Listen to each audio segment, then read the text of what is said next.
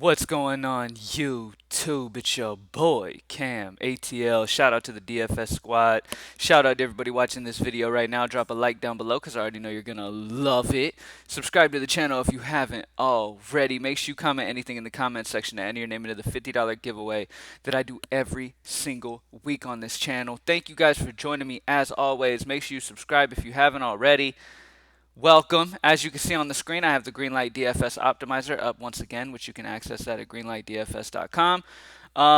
We are going to be going through Draftkings, and then I will be doing Fanduel, and then we'll even check on Yahoo. I realized after the video yesterday I didn't switch to Fanduel or anything, so I'll make sure I get these other sites for you. So we're going to kind of do a slate breakthrough, and then I'm going to give you guys like a high five, and then go to the other sites. All right? Now, let's start off for this slate. I will be doing a code word today. All right, so I'll hit you guys with the code word. If you're new to it, I'm going to say, hey, code word is, give it to you at some random point in the video. I'll give you probably a player's name. And all you need to do is DM me on Twitter at cam_ATL. DM me, not open Twitter, not comment down below in the comment section of the video. DM me privately on Twitter at cam_ATL. Make sure you're following me, obviously. And I'll be randomly choosing one of you who gives me that code word to get free access for the day. All right? So let's get straight into it. As you can see, Greenlight Optimizer has LeBron at the very top. He's projected pretty outrageously, I understand, but that's because, remember, a lot of the times, the Greenlight Optimizer is going to push people for GPP. Okay, LeBron James at 10-9 is an interesting GPP play, especially after they lost Game 1. You got to expect LeBron James to come out and really put out on a performance in this one. So I completely understand. At 10-9, I get it.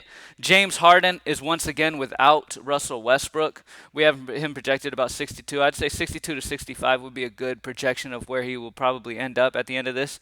Giannis should have another good game. I mean, there's a lot of great spots on this slate.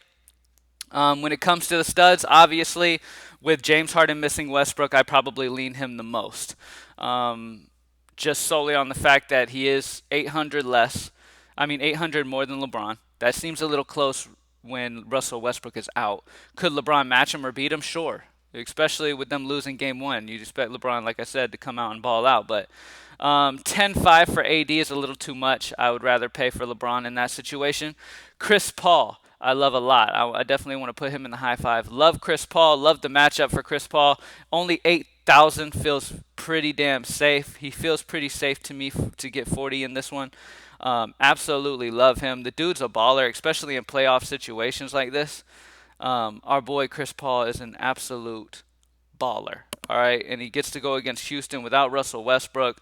I mean, 40, like I said, seems like the floor. He dropped 51 in this last game.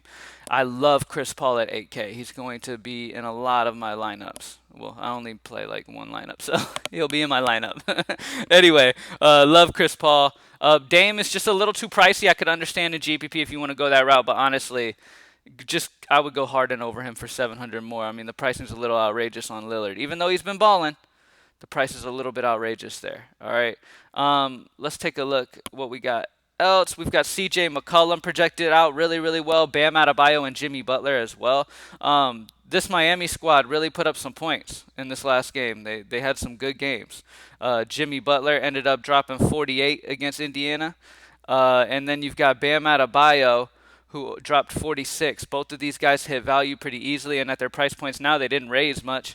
You know what I mean? They didn't raise any. So Jimmy Butler and Adebayo are once again in play. CJ McCollum is definitely interesting to me.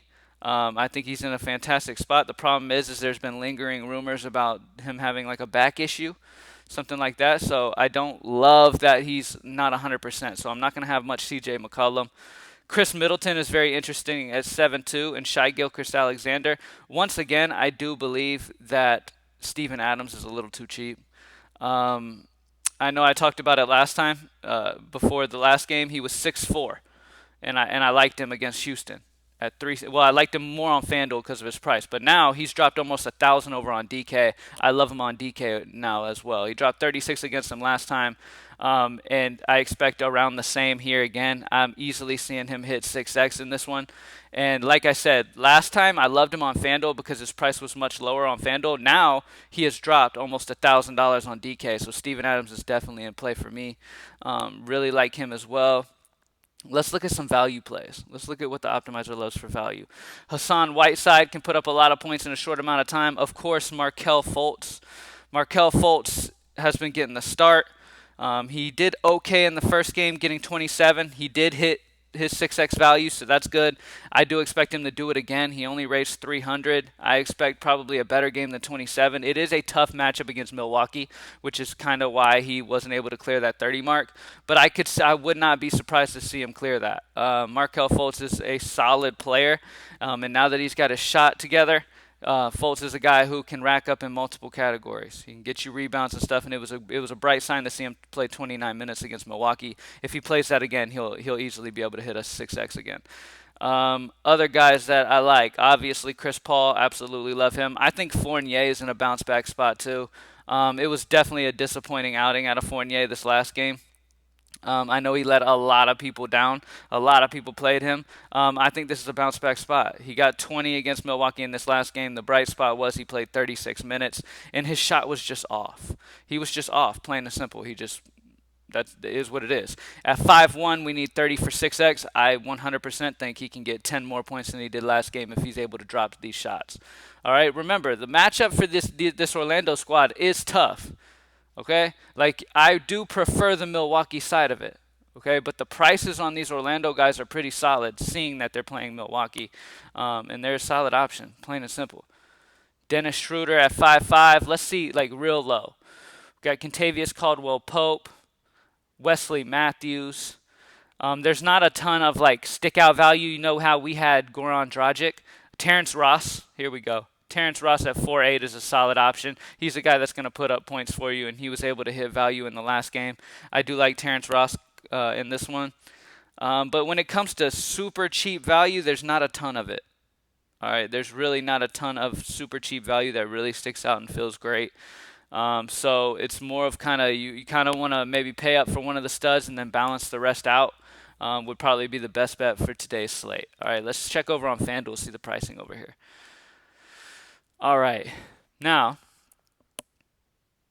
over here on FanDuel, we have LeBron James at 10.5, Giannis at 11.3, AD at 10.4, James Harden at 11.8.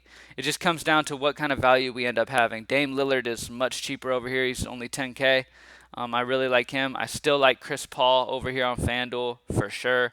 Nurkic is in a solid spot at 7.7. Malcolm Brogdon at 7.4. Steven Adams is once again really cheap over here on FanDuel at 5.9. So he's a solid option as well. If you're wanting to punt and play GPP, you could try Hassan Whiteside just because of how many points he can put up in limited time. Hassan Whiteside in this first game ended up getting 26 against the Lakers in 26 minutes. So he can still hit value in short, limited minutes. So I do think Whiteside is a solid like GPP punt if you want to spend down. I mean, he's only 1,000 more. You get Steven Adams, who you know is going to be solid and not have the up and down potential. All right, so for FanDuel, pretty much the way I like it is obviously the scoring is different over here. I do lean to like Giannis AD types over here. I'm going to have to adjust this probably, or I might just keep this because GPP LeBron James is probably a great option. But I'd probably lean, once again, if you can get James Harden, get James Harden. He is the key spend up in my opinion. Okay, James Harden is a solid option. Okay, I do love LeBron James because I do think that he comes out and balls out. But at the end of the day, he's not missing a star on his team like James Harden is. Okay, it's just the situation is better for Harden.